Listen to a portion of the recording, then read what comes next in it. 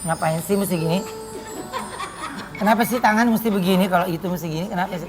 Santai, relax. Gak apa-apa, gue relax banget ini, tapi kan gue harus Dia lu menjaga. kaki lu begini, dia ngaca pada ngaca tuh di situ. Soalnya kan sepatu kaca. Iya, sepatu kaca. Udah mulai agak anget ya, udah oke ya. Udah mulai agak anget. Sip.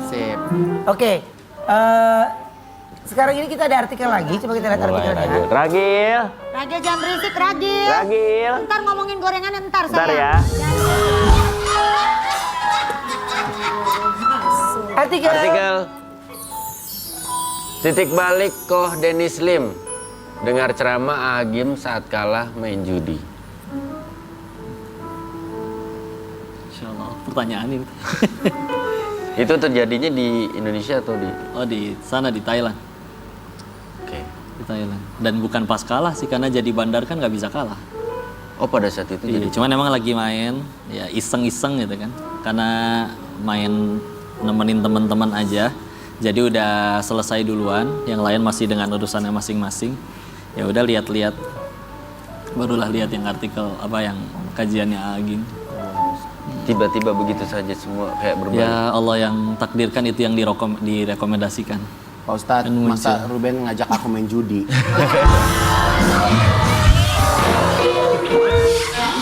Maaf Pak Ustadz, saya mohon maaf sebelumnya. Manis yang ada di rumah juga tahu. Iya. Siapapun bintang tamu yang datang, Iya. kalau dia memang atlet voli, dia pasti ngajakin, yuk kita main voli. Oh, iya. Siapapun artisnya dia anak motor, yuk kita jadi anak Tapi motor. untuk kali ini Pak Ustadz dia bilang Aku gini. dia bilang gini. Coba gue ngomong apa? Dia kan Coba. ngomong gini. Tuh, iya waktu judi bandar lagi. Saya nengok ke dia. Yuk main judi. Terus kata dia Pak Ustadz, dia nggak mau nengok Dengan muka posisi saya, gue. seolah-olah saya itu setan ya Pak Iya. Ustadz. Dengan posisi gue. Dia mau kayak gini, enggak, itu dosa. Enggak, aku ngomongnya gak gitu. Aku gini tetap lihat Pak Ustadz. Enggak, itu dosa. Judi.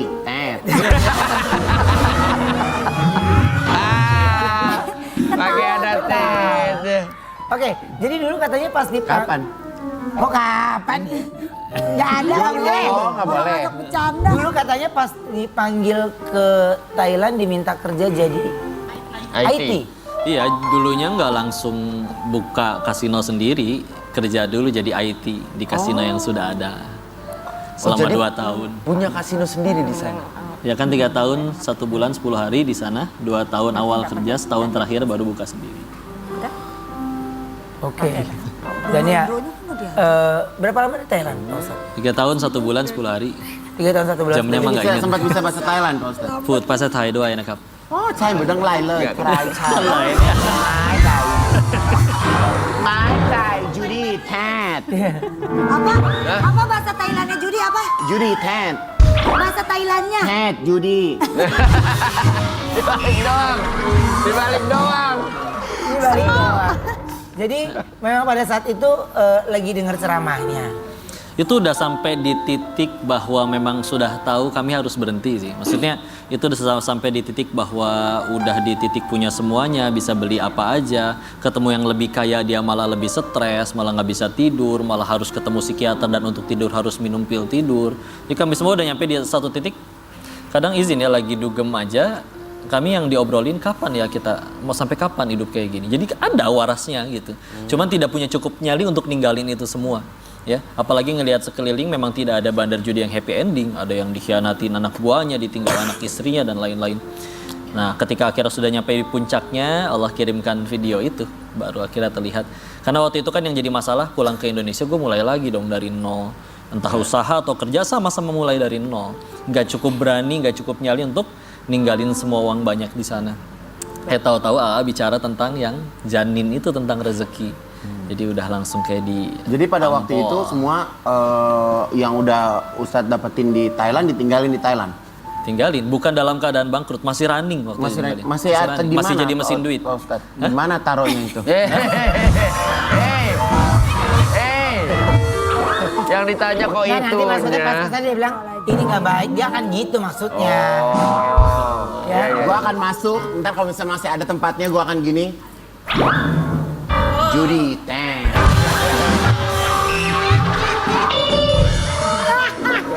dong. Nah, ini mumpung ada Ko Denis ya, ini ada pertanyaan dari Manis yang ada di rumah yang minta dijawab oleh Ko Denis ya. Siapa yang nanya? Manis. Banyak. Diabetes lo, manis.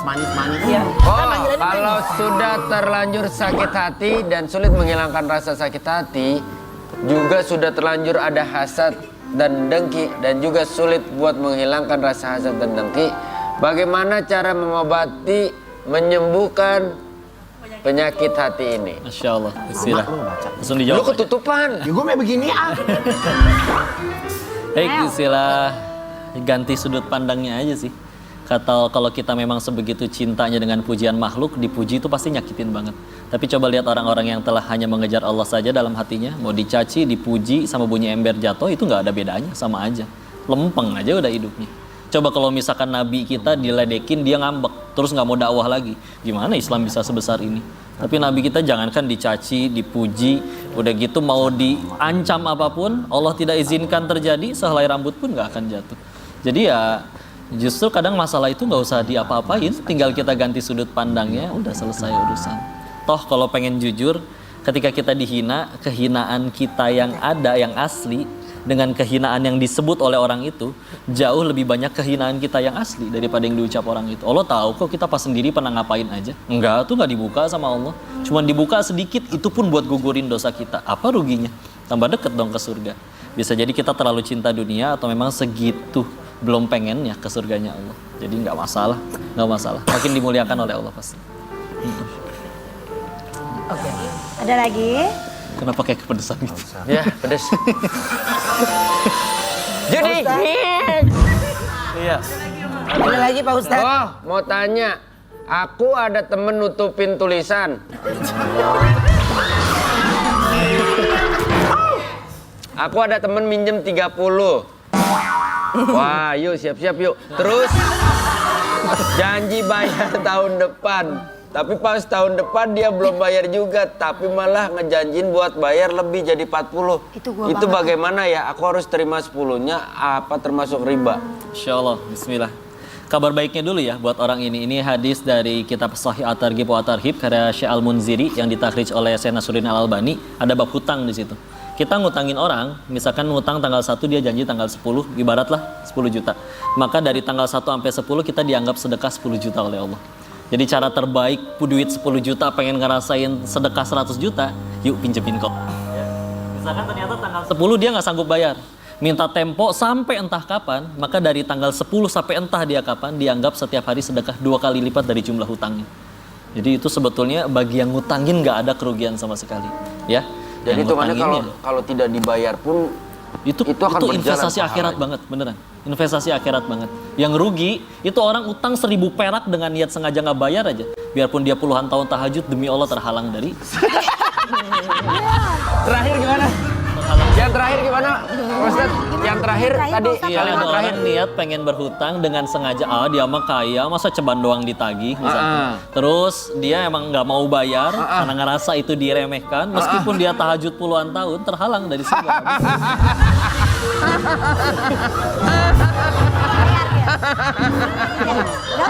Gue minta 700 kan? Ya udah bayar, izinin gue bayar lah tolong. Gak bisa, kata Pak Ustadz. Gua lagi ngumpulin pahala nih. Pahala gua Utangnya banyak. udah agak lama, harusnya ada bunganya loh. Dia nggak mau ngebungain, boleh, dia bilang riba. Kalau dia bilang, udah yuk nggak apa-apa, gue ikhlasin. Kan lu pernah ngomong gitu. Nggak ada ngomong Gak begitu. ada ngomong ikhlasin. Nih, Hasan gak ada ngomong Jadi konflik ikhlasin. internal ya. Pak Ustadz nih, tapi nih. Ngomongnya, sorry nih. Nggak, bentar dulu. Pak Ustadz, bentar dulu nih. Tapi saya ini kan seorang janda nih Pak Ustadz. Dengerin dulu. Iya. Saya seorang janda nih Pak Ustadz. Saya mau bayar, tapi kan saya kasarnya ya masa duit segitu. Gua kan janda. Itu saya tetap nggak dosa kan Pak Ustadz? Ya Allah. Nah, Pak Ustadz kalimat terakhirnya tuh biar kata tahajud. Kan gini. Makasih Ayu, pahala gue Kayu kan banyak sudah ada banget ini. niatan ingin bayar. Iya, saya ada niatan nih. Terus juga masih Allah Nggak berikan mungkin umur. jandanya juga tergantung berapa hari kawinnya, yuk. Enggak, ini Pak Ustadz mohon maaf ya, kalau emang dia ada niat terus dia bilang gini, kan gue janda, tolong bantu gue dah. Itu kan kondisi orang sedang kesulitan. Masa bayar 700.000 nggak bisa, tapi jalan-jalan ke Eropa seminggu ngajak puluhan 2 minggu ngajak banyak banget Parah orang. lu gue libur. Ya enggak, karena gini Pak Ustadz, saya mau tanya. Ini kan, bentar ya. Ini kan kakak saya kan 3 orang nih di sini. Iya. Dia kan alhamdulillah rezekinya berkelimpahan. Oh, Masya Saya Allah. kan hidup sendiri nih seorang janda. Bentar. Kalau seandainya nih tiap bulan nih kakak-kakak saya ini bertiga ngasih saya uang bulanan tuh kira-kira dapat pahala nggak mereka berpuasa? Pak Ustadz, ini mohon maaf sebelumnya ya. Jadi konflik internal. Mohon maaf sebelumnya. Kan dia janda juga salah dia sendiri, bukan salah kita bertiga. Kenapa jadi kita? Ya udah, jangan kelar kalau lu bertiga. Iya. Pak Ustadz aku mau tanya boleh? Iya Pak boleh. Ustadz? Betul. Ih, Pak Ustadz. Nih, gue pengen tahu nih. Apa sih lo? Pak Ustadz. Iya. Mau tanya, apa sih? Apa sih? Gue mau tahu nih apaan sih? Dari tadi, oh, jangan mah. Kan bukan tentang dia, Pak Ustadz gini. Kan misalnya kita nih sebenarnya kan berempat. Iya. Ya, berlima. Tapi kalau ketika dia menerima hak sesuatu tapi ngakunya bersepuluh, Pak Ustadz.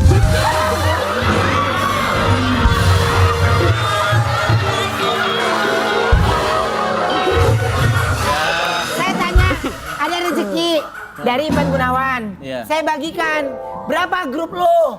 Ya kan 1, 2, 3, 4, 5. Berapa grup lo? 5. Berapa grup lo? 10. Saya hitung lagi 1, 2, 3, 4. Gak ada 10. Nah itu gimana Pak Ustadz? Orangnya 5, ngakunya 10, Ngakunya 10. Pak Ustadz. Iya. Itu gimana tuh? Jangan, di dalam Islam tuh yang penting bukan jumlah banyaknya tapi keberkahannya. Kalau sudah berkah sedikit nggak akan habis pasti. Pak Ustadz, mohon maaf sebelumnya. Iya. Mereka mau dikasih berapa aja, nggak ada berkah-berkahnya.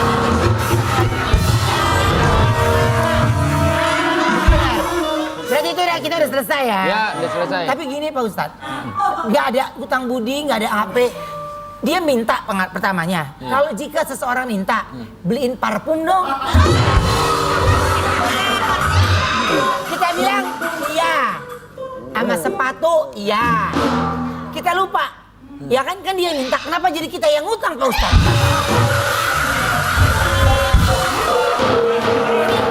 Bingung Pak Ustadz.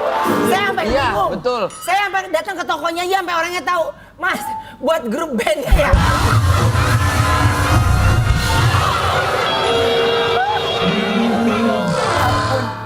Iya, itu gimana sih Pak Ustadz? Maksudnya kan kadang-kadang emang betul nih, ini kasusnya Ruben. Mungkin secara Ruben tidak menjanjikan, karena awalnya saya tahu persis dia dipaksa untuk melakukan hal itu. Jangan Konflik mengarah internal tuh Ruben, keluar mendingan semua. dilurusin lagi yang 700.000 lo itu, takutnya ntar kenapa-napa di kemudian hari. Gue mau ikut kata Pak Ustadz, semakin lama nggak dibayar, ya pahala Gue gue makin banyak. bayar, gue bayar. Udah. Sekarang kita. Pak Ustadz kan tolong kasih tahu mereka ya di Ya. break amalan sama janda tuh sebenarnya. Sekarang ini kita kedatangan penyanyi cilik yang suaranya bikin kagum. Kita panggil dia Vera Emang belum ada, gua nggak Prayoga. ada.